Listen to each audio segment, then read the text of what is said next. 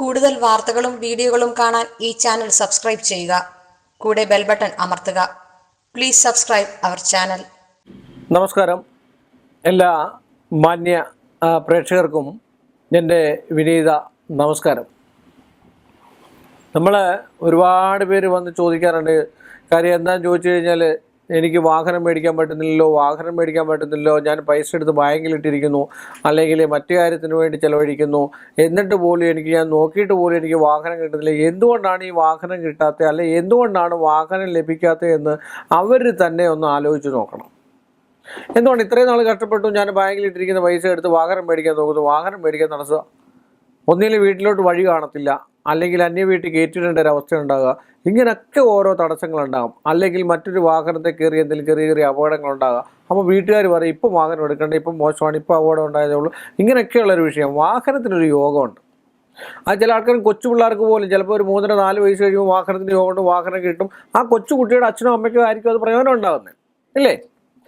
എന്ന് പറഞ്ഞ പോലെ വാഹന യോഗം എന്ന് പറഞ്ഞിട്ട് ശുക്രനെ കൊണ്ട് നിശ്ചയിച്ചാൽ കളത്രം ശയനം കാമം കവിത്വം ഭോഗവും സുഖം ശുക്ലവസ്ത്രഞ്ച മന്ത്രത്വം ശുക്രാത്സത പശുക്കളും. ശുക്രനെ കൊണ്ടാണ് നമ്മൾ വാഹനം, കളത്രം, ഇങ്ങനെയൊക്കെയുള്ള കാര്യങ്ങൾ ചിന്തിക്കുക, വിവാഹ സംബന്ധമായിട്ടുള്ള വിഷയങ്ങൾ. അപ്പോൾ ആ ശുക്രൻ ഉച്ചസ്ഥിതനായിട്ട് നിൽക്കുന്ന ഗ്രഹനിലയോ വല്ലോ ആണെങ്കിൽ 100% ഒരു 18 വയസ്സ് കഴിയുമ്പോഴത്തേക്ക് വാഹനം ലഭ്യമാണ്.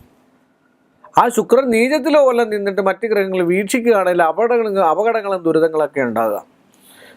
അത് തന്നെയുമല്ല, ഈ ശുക്രന് മൗഢ്യവും മറ്റു കാര്യങ്ങളൊക്കെ ഉണ്ടായിട്ട് നീചഗ്രഹങ്ങളുടെ കൂടെ 2-3 ഗ്രഹങ്ങളുടെ കൂടെ നിൽക്കുവാണെങ്കിലും വാഹന സംബന്ധമായിട്ടുള്ള വിഷയങ്ങൾക്കൊക്കെ വലിയ തടസ്സങ്ങൾ ഉണ്ടാകാനുള്ള സാധ്യതയുണ്ട്.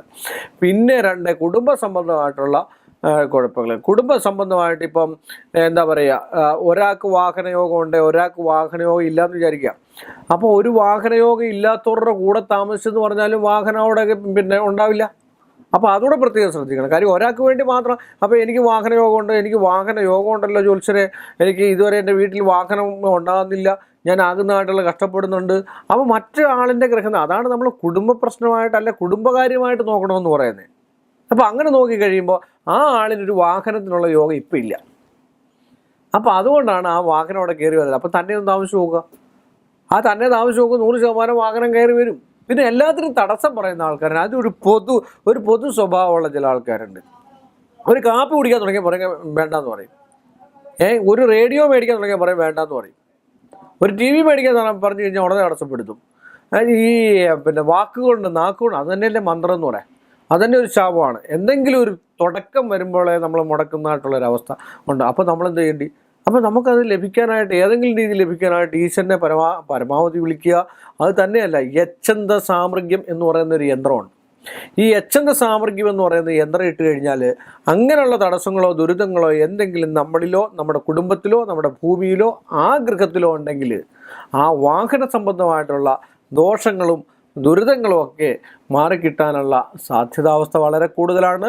അതുകൊണ്ട് ആ യന്ത്രം നിങ്ങൾ ഭയഭക്തി ബഹുമാനത്തോടു കൂടി ധരിച്ചു കണ്ടു കഴിഞ്ഞാൽ ഭാവിയിൽ നല്ല വാഹനം ഉണ്ടാകുകയും നല്ല കാര്യങ്ങളൊക്കെ നടക്കുക ഉണ്ടാവുമെന്ന് പറഞ്ഞുകൊണ്ട് ഞാൻ ഈ എപ്പിസോഡ് ഇവിടെ അവസാനിപ്പിക്കുന്നു.